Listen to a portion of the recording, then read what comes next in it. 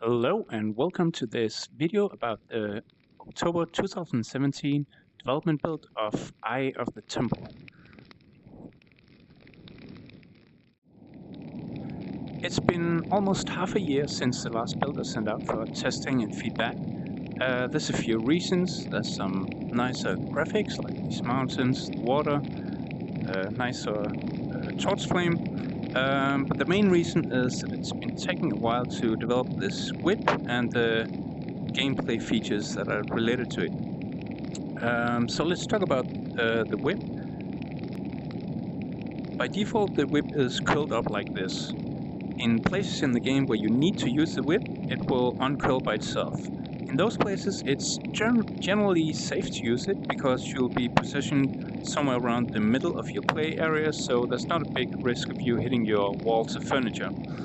You can also uncurl the whip at any time by pressing the trackpad button, and then you can just mess around with it if you want, but be aware that the SteamVR Chaperone feature that shows the boundary of your play area may not react fast enough to prevent you from accidentally hitting things, because well, a whip, when you sometimes do pretty fast movements that also go pretty far, and if you're not careful, you might end up hitting something. So be careful if you choose to uncurl the whip and use it on your own.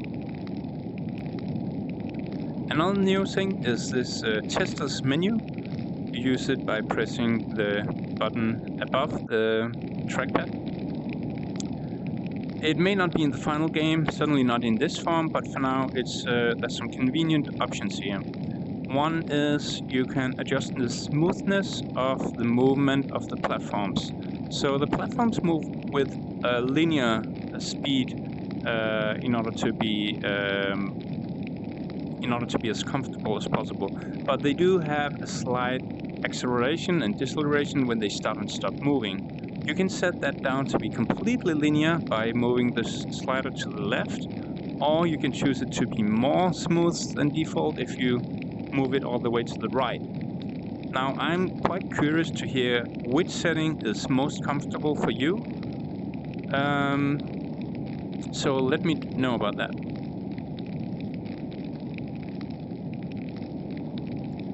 Another thing is there's these different spectate camera modes. They don't make any difference in the headset, but for people looking at the monitor, they can make a big difference.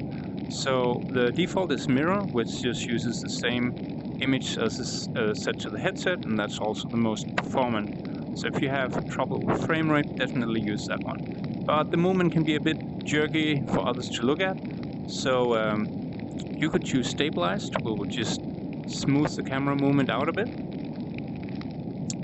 Or you could choose the experimental third-person camera, which will place the camera behind you and follow you in third person, where they will see a kind of floating head together with the torch and the whip.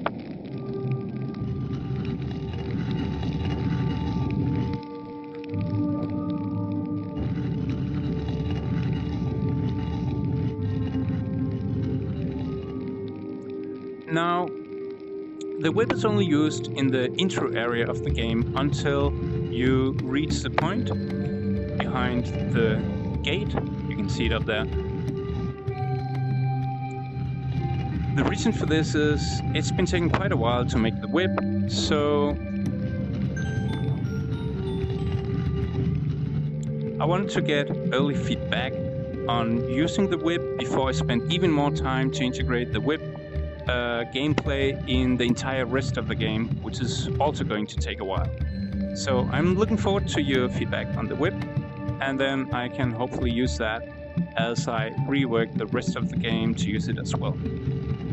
Thank you. Oh, I forgot to say, there's also the speedrun mode. It's not new in this build, but it is easier to start it because of this menu. The speedrun mode is for those of you who want some extra challenge and are not faint of heart. In the speedrun mode, the platforms will move faster and faster as long as you keep up, and go slower if you hesitate or don't step perfectly. In the speedrun mode, you also have a timer where you can see how long it took you so far. If you die, the speed of the platforms reset, but if you keep on stepping correctly without dying, then you can really build up some fast speed that is going to challenge you physically and to the edge of your ability. So let's just give it a try.